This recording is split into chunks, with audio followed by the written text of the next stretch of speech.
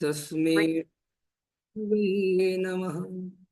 श्रीचैतन्यमनोभीष्टं स्थापितं येन भूतले स्वयं रूप कदा मह्यं ददाति स्वपदान्तिकम्।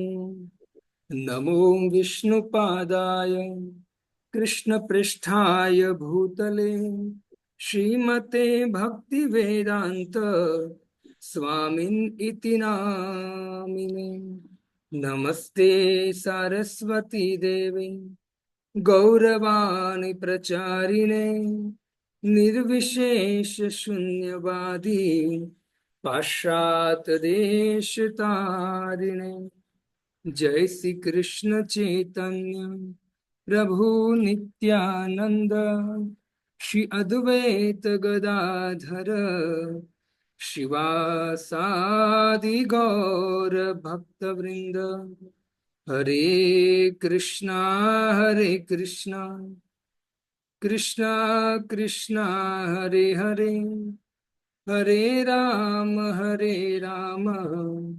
राम राम हरे हरे। हरे कृष्णा कृष्णा कृष्णा हरे हरे, हरे राम राम राम हरे हरे। हरे कृष्णा। श्रीमद् भागवतम स्कंध 1 अध्याय 3 श्लोक क्रमांक 41।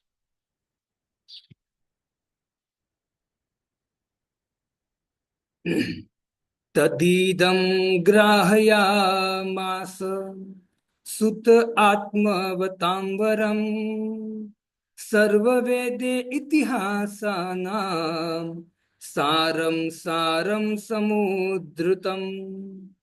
तदीदं ग्राहयामास सुतमात्मवतांबरम् सर्ववेदे इतिहासानां सारं सारं समुद्धृतम्। तदीदं ग्राहयामास सुतमात्मवतांबरम् सर्ववेदे इतिहासानां सारं सारं समुद्धृतम्। अनुवाद। स्वरूप सिद्धों में अत्यंत सम्माननीय श्री व्यासदेव ने समस्त वैदिक वांग्मय तथा ब्रह्मांड के इतिहासों का सार निकालकर इसे अपने पुत्र को प्रदान किया। हरे कृष्ण। तो सभी भक्तों का हार्दिक स्वागत है श्रीमद् भागवतम कक्षा में।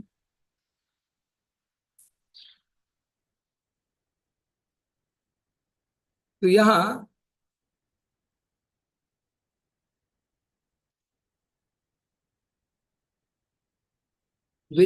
सुद गोस्वामी कहते हैं कि जितने भी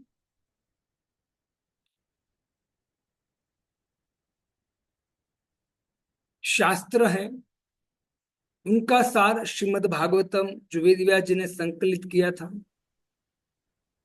वेद व्यास जी ने वही भागवतम को किसको श्रवण कराया? तो कहते तदीदम ग्राहयामास, उस सब को यहाँ स्वीकार कराया।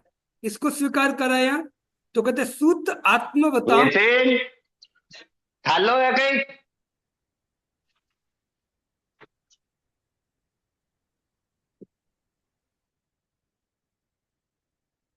सूत आत्मवताम वरम। अत्यंत वरम मतलब आदरणीय,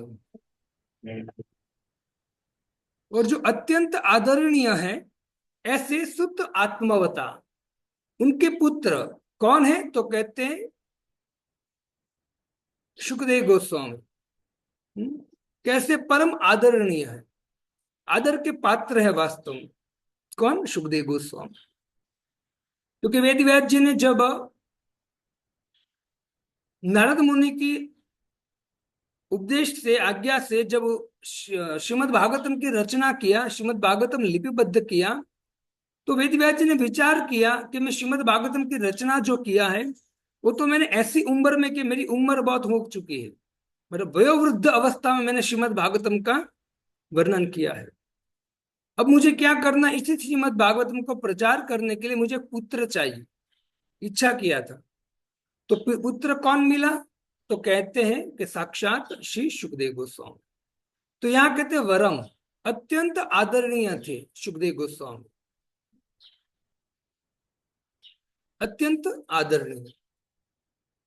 आप देखिए सुखदेव गोस्वामी, जब परीक्षित महाराज गंगा के किनारे, जब उनको शाप लगा श्रृंगी मुनि का, तो 7 दिन का शाप था उनको। तो गंगा किनारे है शुकताल, आप हरिद्वार जाओगे तो हरिद्वार से 70 किलोमीटर शुकताल आता है।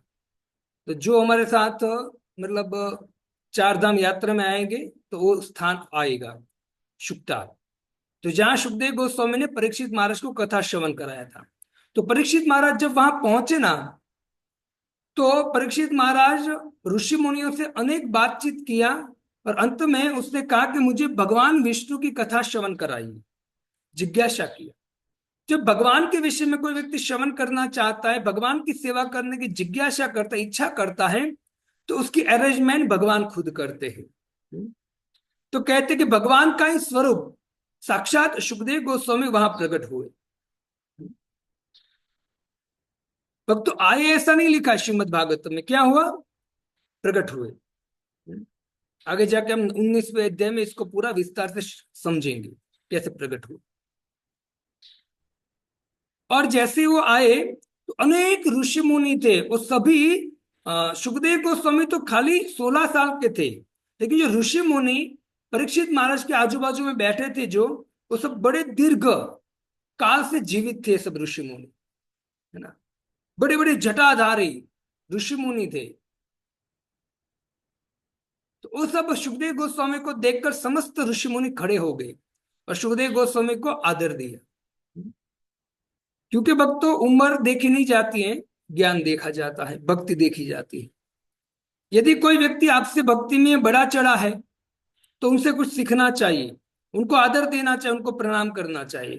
भले आपकी उम्र 60 साल की है और वो बच्चा जो है वो खाली 25 साल का है, 30 साल का है, कोई बात नहीं, उनको प्रणाम करना चाहिए। क्यों? क्योंकि आपसे वो ज्ञान से और भक्ति में आगे है वो। इससे शास्त्र में वयोवृद्ध से बेस्ट ज्ञान वृद्ध को कहा गया है। इससे यहां कहा गया कि शुद्ध आत्मवता, वेदव्यास जी ने समस्त ज्ञान अपने सूत को दिया। सूत मतलब कौन है? सुखदेव गोस्वामी। और कैसे? तो क्या वरम, परम आदरणीय है सुखदेव गोस्वामी। और सर्ववेद इतिहासा नाम, तो कहते हैं कि समस्त वेदों का वैदिक वांग्मय उनको प्रदान किया। और दूसरा इतिहासा नाम, जितने भी इतिहास है वो सब अपने पुत्र को समुद्र द्रुतम, जो समस्त वेदों में जो सार है, सारम सारम, जितना सार है उस सार को निकालकर अपने पुत्र को दे दिया। तो मैं आपको पूछना चाहूंगा कि वेदव्यास जी ने यहाँ कहते हैं कि सर्व वेद इतिहासानम सारम सारम समुद्रद्युतम, मतलब सब वेद और सब इतिहास पुराण उनका सार दे दिया। किसको? अपने पुत्र को। शुद्ध आत्मवता वरम, जो आदरणीय थे। तो वेदव्यास जी ने अपने पुत्र सुखदेव गोस्वामी को क्या श्रवण कराया था? क्या सार श्रवण कराया था?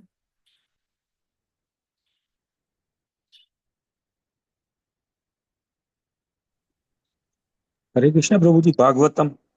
हाँ, श्रीमद् भागवतम श्रवण कराया।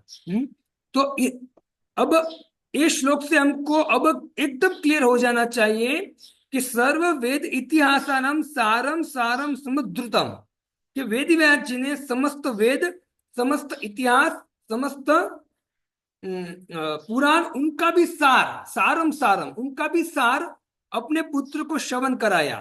तो अपने पुत्र को क्या श्रवण कराया? तो सुखदेव गोस्वामी को, तो कहते श्रीमद् भागवतम। तो इससे हमको पता चलता है कि समस्त वेद इतिहास का सार क्या है? तो कहते श्रीमद् भागवतम। और वो वेद व्यास जी ने पूरे संसार का कल्याण करने के लिए, संसारी नाम करुणिया, कल्याण करने के लिए अपने पुत्र को प्रदान किया और पुत्र को आज्ञा दिया कि बेटा इसका प्रचार कर दो। तो ये है वेद व्यास जी, जिसने अपने सार को, इससे हमें भी क्या करना चाहिए कि हमें भी ये सिद्धांत निकलता है कि हमें भी गीता भागवतम जो सार है वेदों का, रामायण आदि, उसको श्रवण कीर्तन बहुत अच्छी तरह से करना चाहिए, नम्र भाव से। यदि हम नम्र भाव से, आर्त भाव से यदि हम श्रवण कीर्तन करेंगे, सेवा के भाव से, और साथ ही साथ में हम आचरण भी ऐसा करेंगे, सेवा भाव से सेवा करेंगे, तो फिर हम प्रचार भी कर पाएंगे। वो निश्चित है, वरना हम प्रचार नहीं कर पाएंगे। हम यदि आचरण नहीं करते तो प्रचार हम नहीं कर पाएंगे। तो हमको क्या करना चाहिए? आचरण के साथ प्रचार करने का प्रयत्न करना चाहिए। वेद व्यास जी ने अपने पुत्र को वही कहा कि बेटा, ये तुझे श्रीमद् भागवतम का मैं पठन कराता हूँ, श्रवण कराता हूँ, उसके बाद तुझे प्रचार करना है। तो वही सुखदेव गोस्वामी ने प्रचार किया था। तात्पर्य में प्रभुपाद जी कहते हैं कि अल्पज्ञ लोग संसार के इतिहास को केवल बुद्ध के समय से, अर्थात 600 ईस्वी सन पूर्व से मानते हैं, और इस काल के पूर्व शास्त्रों में उल्लिखित सारे इतिहासों को वे मात्र काल्पनिक कथाएं मानते हैं। तो जब बुद्ध आए थे 600 साल पहले, तो बुद्ध जब आए,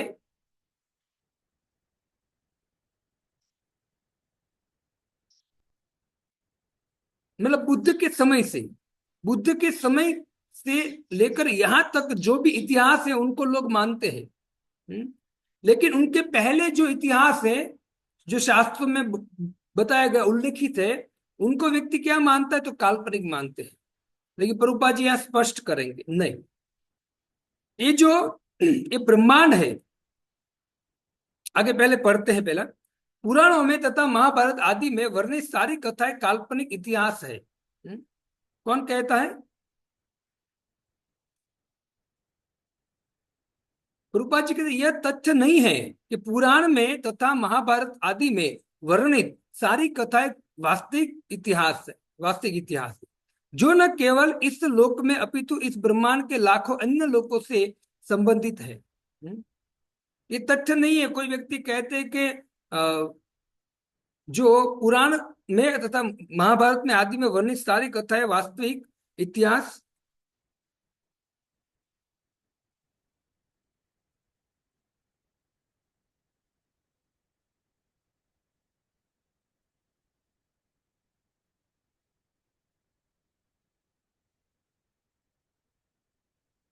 थोड़ा सा अनुवाद में ऊपर नीचे हो गया। प्रभुपाद जी कहते जो न केवल इस लोक से अपितु इस ब्रह्मांड के लाखों अन्य लोक से संबंधित है। ऐसे लोग को कभी कभी इस जगत से परे अन्य लोकों का इतिहास अविश्वसनीय जान पड़ता है। भक्तों, इस लोक, ये जो हमारा इतिहास है, वो इतिहास खाली 600 साल, 200 साल, 500 साल की बात नहीं है। कहते हैं कि अनंत कोटि ब्रह्मांड है, और जिस तरह से हम एक ब्रह्मांड में, और ब्रह्मांड के एक पार्ट पृथ्वी में हम रहते हैं, तो ऐसे अनेक ब्रह्मांड है और अनेक पृथ्वी है भक्तों। तो सब में जो इतिहास, जो कथाएं घटी हुई है, वो सब हमको पुराणों में मिल जाती है। तो कोई भी चीज काल्पनिक नहीं है, क्योंकि वो शास्त्र में जो लिखा है कोई काल्पनिक नहीं है, वेद में लिखा है काल्पनिक नहीं है ना। लेकिन शायद वे यह जानते नहीं है कि विभिन्न ग्रह लेकिन शायद वे यह जानते नहीं कि विभिन्न ग्रह सभी प्रकार से एक समान नहीं है। अतएव अन्य ग्रहों के कुछ ऐतिहासिक तथ्य इस ग्रह के तथ्यों से मेल नहीं खाते। विभिन्न लोगों की भिन्न भिन्न स्थिति तथा काल एवं परिस्थितियों पर विचार करने पर पुराणों की कहानियां में न तो कोई विचित्रता दिखेगी। देखो, दूसरे ब्रह्मांड में और इस ब्रह्मांड में दोनों में डिफरेंट होता है।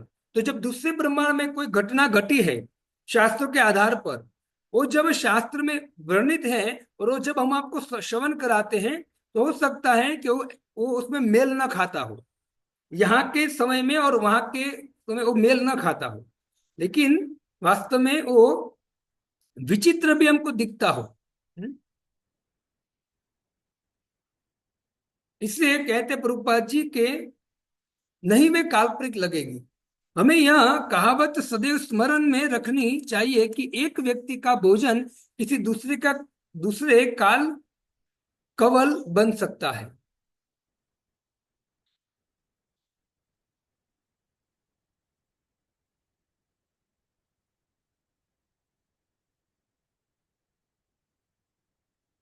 अतः हमें चाहिए कि पुराणों की कहानियां तथा इतिहास को काल्पनिक कहकर उनका तिरस्कार न करें। व्यास जैसे महर्षियों को अपने साहित्य में काल्पनिक कथाएं रखने से क्या मिलने वाला है। जिसे जिस तरह से भक्तों नेवला होता है, नेवले का आहार क्या होता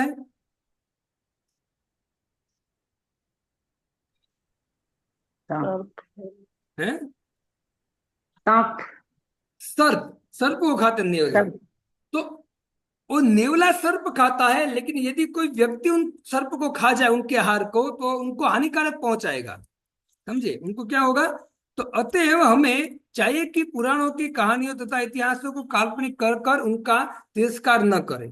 व्यास जैसे महर्षियों को अपने साहित्य में काल्पनिक कथाएं रखने से क्या मिलने वाला है। मतलब यहाँ कहते हैं कि महर्षि वेदव्यास जी को काल्पनिक कथाएं इसमें रखने से क्या उसको मिलने वाला है। क्योंकि वेदव्यास जी तो आए हैं हमारा कल्याण करने के लिए, वरना कभी बोलते नहीं कि संसारी नाम करुणिया, है ना। वो हमारे ऊपर करुणा करने के लिए, हमारे ऊपर कृपा करने के लिए वेदव्यास जी आए हैं। तो कभी भी काल्पनिक वस्तु वेदव्यास जी कभी वेद पुराण में कहेंगे नहीं। इससे कथा वास्तव में जो भी वेदव्यास जी ने पुराणों में, इतिहासों में और वेदों में लिखा है वेदव्यास जी ने, वो सब वास्तव में एकदम सही है। लेकिन जो व्यक्ति शास्त्र को नहीं समझते, शास्त्र में श्रद्धा नहीं है, भगवान में श्रद्धा नहीं है, वो व्यक्ति ये बात को समझ नहीं पाता है।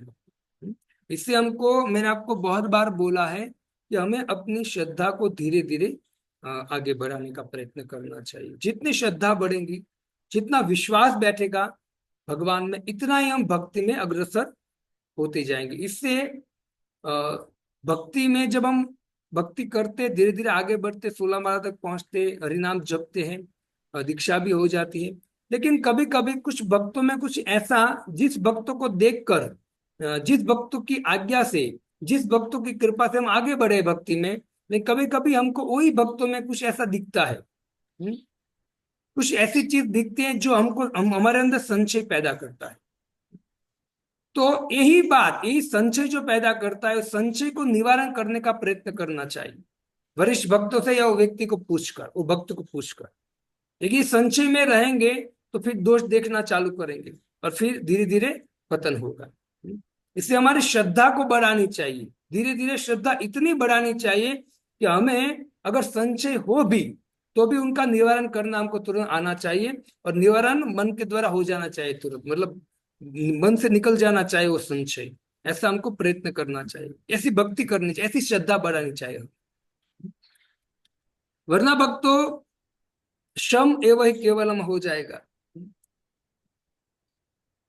मतलब वो मैंने उदाहरण दिया था साइकिल का, कि पेडल मारते रहोगे आपके। श्रीमद् भागवत में विभिन्न लोकों के इतिहासों से चुने हुए ऐतिहासिक तथ्यों का चित्रण किया गया है। इतिहास समस्त आध्यात्मवादी इसे महापुराण के रूप में स्वीकार करते हैं।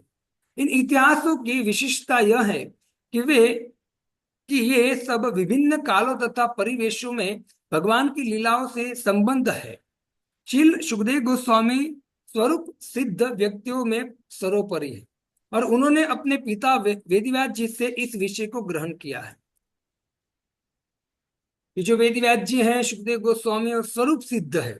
स्वरूप सिद्ध का अर्थ क्या है, कोई मुझे बताएगा। हमने पहले श्रवण किया है। हरे कृष्ण प्रभु जी, जो अपने आप में सिद्ध है, किसी और के प्रामाणिकता की जरूरत नहीं है।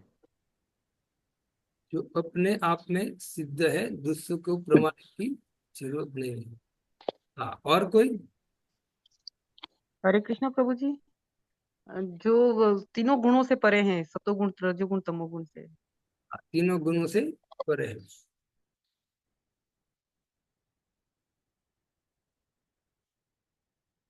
और कोई? स्वरूप सिद्ध, स्वरूप की व्याख्या मैंने एक बार किया था, आपको याद है स्वरूप? हरे कृष्णा प्रभु जी। हाँ, जिसने आत्म साक्षात्कार किया हो।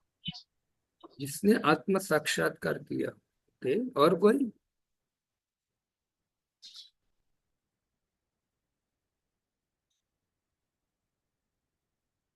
स्वरूप सिद्ध का अर्थ है कि जो अपने स्वरूप में आ गया। हम अभी भौतिक जगत में रूप में है, हमारा एक स्वरूप है आध्यात्मिक जगत में। जो व्यक्ति भक्ति करते करते अग्रसर हो जाते हैं एकदम टॉप लेवल पर, उनको अपने स्वरूप की जानकारी हो जाती है।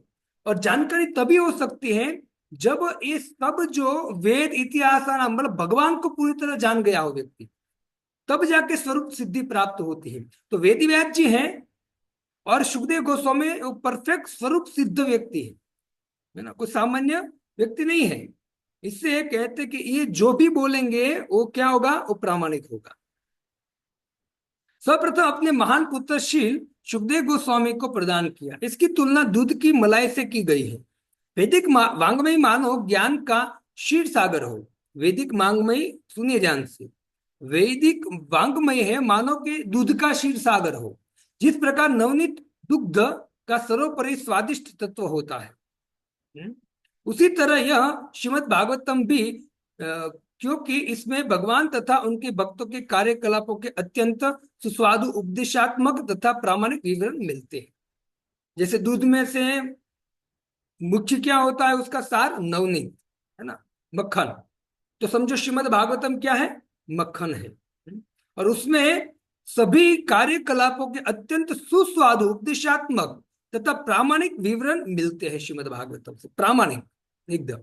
इससे तो कहा गया है कि श्रीमद् भागवतम जो व्यक्ति पढ़ता है उसको समस्त प्रकार का सार मिल जाता है। ध्यान पूर्वक श्रवण करेगा तो, ऊपर ऊपर से श्रवण करोगे तो हो सकता है कि संशय में रहोगे और आपको समझ में न आए। लेकिन यदि प्रभुपाद जी जैसे संतों के अनुगत्य में यदि श्रीमद् भागवतम अच्छी तरह से श्लोक बाय श्लोक अच्छी तरह से समझने का प्रयत्न करेंगे हम, तो निश्चित है समस्त प्रकार के संशय मुक्त हो जाएंगे, क्योंकि श्रीमद् भागवतम हमें समस्त संशयों से मुक्त कराता है, क्योंकि वो एकदम प्रामाणिक है।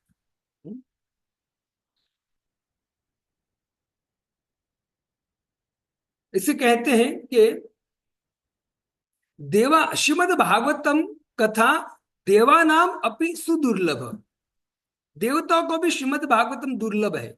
पद्म पुराण में पढ़ोगे तो कहते हैं कि स्वर्गे नास्ति, ब्रह्मे नास्ति, कैलासी नास्ति अयम रस, अत पिबांति मद भाग सद्भाग्या मम मम मुंचति करेचित।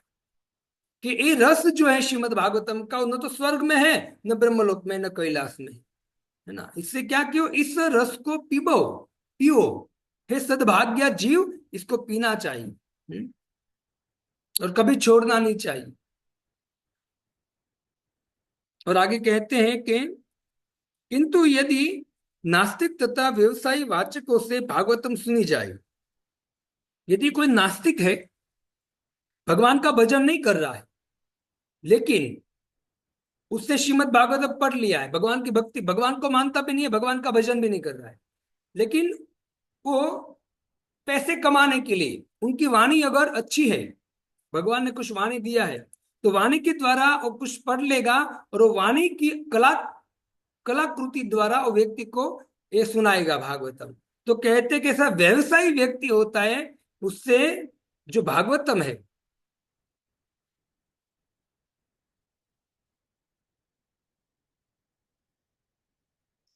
जो भागवतम सुनते हैं, जो जन सामान्य के लिए भागवतम का व्यापार करते हैं, तो उससे कोई लाभ नहीं मिलेगा।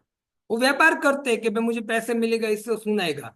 चलो, पब्लिक को क्या पसंद है अभी संसार में, तो पब्लिक को नाच गाना पसंद है, तो पब्लिक को हारमोनियम बजेगा, तबला बजेगा, है ना, और अच्छे अच्छे मतलब अलंकारिक गीत गाएंगे तो पब्लिक नाचती है। पब्लिक को कोई कथा से लेना देना नहीं है, पब्लिक को अपनी चेतना शुद्ध करने से लेना देना नहीं। पब्लिक को क्या चाहिए? बस नाचना है, अपने मन को खुश करना है।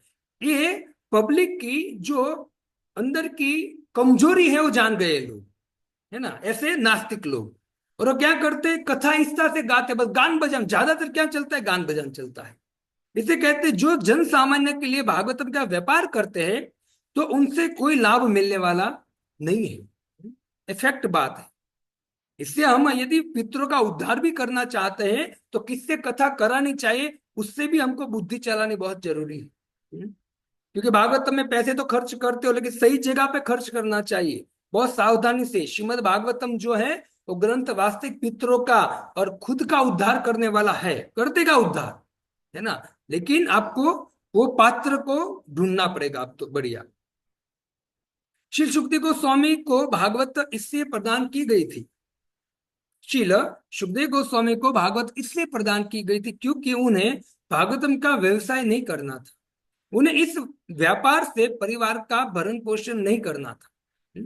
सुखदेव गोस्वामी को वेद व्यास जी ने क्यों चुना था? तो कहते इस इनको न तो व्यापार करना है, न अपने परिवारों का भरण पोषण करना है, क्योंकि सुखदेव गोस्वामी परम विरक्त थे। इसे उनको श्रवण कराया गया था। इसलिए श्रीमद् भागवतम को सुखदेव के ऐसे प्रतिनिधि से ग्रहण करना चाहिए जो संन्यास आश्रम में हो और जिस पर परिवार का बोझ न हो। दूध सचमुच उत्तम एवं पोषक होता है। दूध सचमुच उत्तम एवं पोषक होता है, किंतु जब कोई सर्प मुंह में इसका स्पर्श कर देता है तो यह पोषक नहीं रह जाता। जैसे दूध होता है, दूध का गिलास आपके सामने रखोगे, पता है कि पिएंगे तो ये हमारे शरीर को पौष्टिक बनाएगा, शक्तिशाली बनाएगा। लेकिन वही गिलास में यदि सर्प मुंह डाल दे तो पीने लायक नहीं होता है। वैसे श्रीमद् भागवतम बहुत शुद्ध है, भगवान का स्वरूप है। उनको सुनते ही पितरों का भी उद्धार हो जाता है। श्रीमद् भागवती वार्ता प्रेत पीड़ा विनाशिनी, जो प्रेत योनि में चला गया है, भूत बन चुका है व्यक्ति अपने कर्मों से, लेकिन वो भी व्यक्ति यदि श्रवण करेगा तो वो भी भूत योनि से मुक्त होकर परम धाम को चला जाएगा। ऐसी श्रीमद् भागवतम दिव्य कथा है ना, अमृत के समान है। लेकिन यदि उसमें कोई मुंह मार जाए सर्प, जो पीने लायक नहीं होता है। वैसे कोई नास्तिक व्यक्ति है जो अपने परिवार को चलाने के व्यवसाय करता है श्रीमद् भागवतम का, पैसे इकट्ठा करने के लिए, तो ऐसे लोगों से श्रवण नहीं करना चाहिए। वो भागवतम तो बोल रहा है, लेकिन वो नास्तिक होने के कारण, अपनी भौतिक कामना होने के कारण वो भागवतम जो बोलता है विष समान हो जाएगा। फिर इसे नहीं श्रवण करना चाहिए। लेकिन दुर्भाग्य की बात है, व्यक्ति को यही चाहिए अभी, है ना, गान बजान, नाच गाना, व्याख्या नहीं सुननी, व्याख्या सुननी चाहिए। श्रीमद् भागवतम की परफेक्ट श्लोक के द्वारा प्रामाणिक संतों भक्तों से क्या करना चाहिए? व्याख्या सुननी चाहिए, तभी जीवन का चेतना परिवर्तन होगी, वरना नहीं होगी। वरना एक नहीं, दो नहीं, लाखों श्रीमद् भागवतम श्रवण कर लो, है ना, आप वही रहोगे जहां हम है। थोड़ा सा भी हमारी चेतना ऊपर नहीं उठेगी। इसलिए हमको बुद्धिमान बनना चाहिए। इसी तरह जो दृढ़ता से वैष्णव परंपरा में नहीं लगे हैं, उन्हें न तो भागवतम का व्यापार करना चाहिए और न अनेक श्रोताओं की आध्यात्मिक मृत्यु का कारण बनना चाहिए। देखो प्रभुपाद जी ने कितना बड़ा बात बोल दिया है कि यदि आप वैष्णव नहीं हो और आप नास्तिक हो, भगवान का भजन नहीं कर रहे हो, तो व्यापार नहीं करना चाहिए श्रीमद् भागवतम का। यदि आप व्यापार करोगे, ऐसा करोगे, तो क्या होगा? अनेक श्रोता होंगे, है ना, वो आप पर विश्वास रखकर आएंगे, बैठेंगे, लेकिन आप में न तो भक्ति है, न भगवान के प्रति श्रद्धा है, और न तो ये जीव का उद्धार करने की कोई भावना है।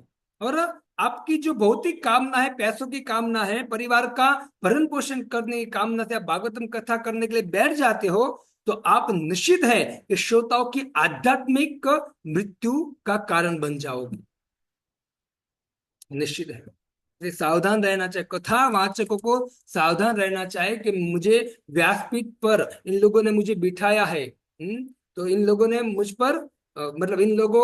मुझ पर विश्वास किया है, तो मुझे वास्तव में इन लोगों को क्या देना चाहिए? तो कहते मुझे इन लोगों को भक्ति देने का प्रयत्न करना चाहिए, क्योंकि भागवतम जो है वो भागवतम, पूरे भागवतम में भगवान की भक्ति भरी हुई है। इसलिए मुझे इस तरह से व्याख्या करनी चाहिए भागवतम की कि दूसरा व्यक्ति प्रेरणा ले और उसको विश्वास है कि नहीं, मुझे भी भगवान की भक्ति करनी, हरिनाम जपना है, भगवान की लीला को श्रवण कीर्तन करके भक्तों के संग में रहकर भगवान की सेवा करनी। वो भावना उसके अंदर कम से कम थोड़ी उत्पन्न होनी चाहिए, श्रद्धा उत्पन्न होनी चाहिए। तब ये करना चाहिए। ये काम है किसका? वक्ताओं का, भागवतम के वक्ताओं का। क्योंकि ये बात हम बहुत बार श्रवण किया है, लेकिन देखो प्रभुपाद जी खुद बारंबार इसका उल्लेख करते हैं, जहां भी मौका मिलते प्रभुपाद जी उल्लेख करते हैं कि प्रभुपाद जी को पता है कि एक बार व्यक्ति श्रवण या एक बार पठन करने से समझ नहीं आएगा इन लोगों को। इसे प्रभुपाद जी जब भी मौका मिलता है, जब भी ऐसे संस्कृत के श्लोक शब्द आते, वहां प्रभुपाद जी तात्पर्य में एक डाल देते अंदर, क्योंकि बारंबार सुनेंगे जब कलयुग के जीव तो उनको पता चलेगा, समझ में आ जाएगा कि वास्तव में हमको किससे श्रीमद् भागवतम श्रवण करना चाहिए और किसके सानिध्य में रहकर हमको भक्ति करनी चाहिए।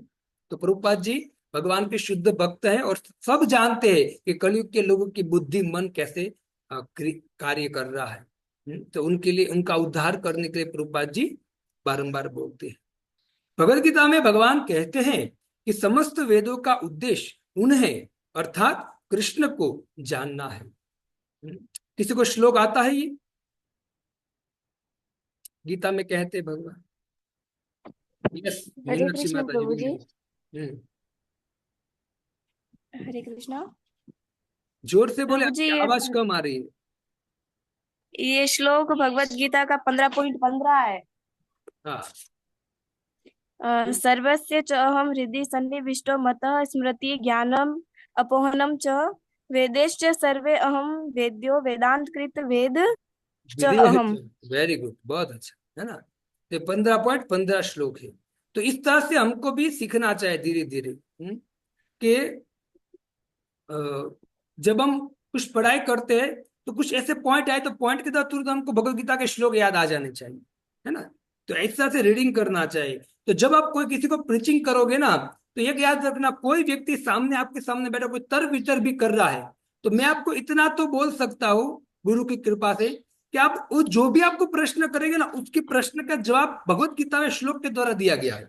तो जब आप श्लोक उच्चारण करने के द्वारा उनको जब जवाब दोगे ना, तो व्यक्ति हिल जाएगा तुरंत, वो आपकी बात एक्सेप्ट करना ही पड़ेगा उनको, क्योंकि आप संस्कृत के श्लोक के द्वारा बोल रहे, है ना। तो हमको तुरंत ये सब याद आना चाहिए, इस तरह से रीडिंग करना चाहिए, इस तरह से श्रवण करना चाहिए।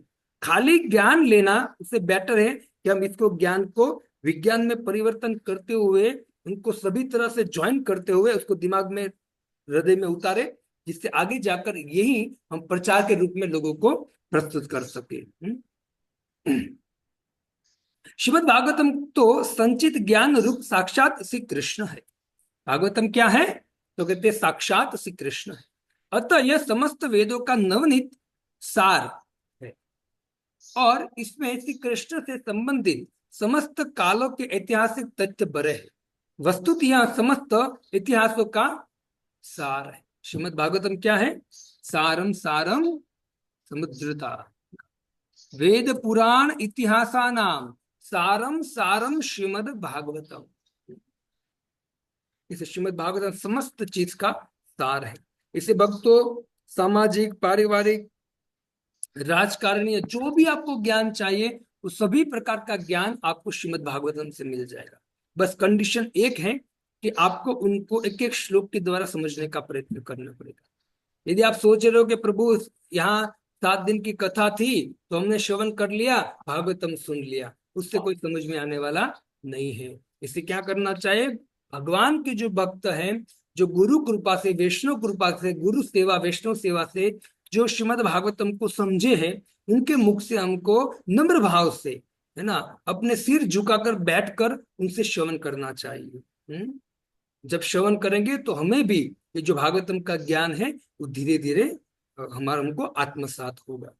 इससे जीवन में नम्रता लाएंगे तो ज्ञान आत्मसात होगा। सेवा और नम्रता, सेवा में नम्रता जब डाल दोगे और बड़ी नम्रता से सेवा करोगे, अगर वैष्णव गुरु अगर प्रसन्न हो गई, है ना, और ऐसा नहीं कि 1-2 साल नहीं, जब तक आप भक्ति करते हो तब तक आपको यही स्थिति से रहना है तो आपके अंदर ज्ञान भी आएगा, भक्ति भी आएगी, श्रद्धा भी आएगी, बढ़त बढ़त बढ़त बढ़त बढ़ते जाओगे आप।